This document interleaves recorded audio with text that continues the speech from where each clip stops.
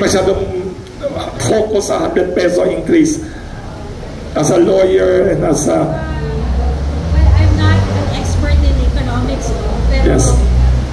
agree naman ako sa'yo na dapat talaga pababain. Dapat pababain natin ang presyo ng mga bilihin. Yes.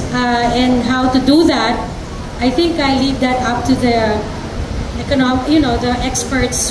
Yes. Siguro ang isang pwedeng gawin para mabawasan yan, ano ba, itong mga industriya ba, ini-imposean ba sila ng certain taxes or dues? Pwede lower taxes. Baka pa pwede natin babaan ng konti yun. Oo, Para naman makatulong ng, kasi yun nga, sa mga businesses. Mga businesses, natatakot ito yung aking, kailangan ko mag-employ ng 12 tao, tapos pataas ng pataas yung mga babayaran kong taxes para sa mga ito, paano naman ako kikita? Kaya nga ako nagne-negosyo.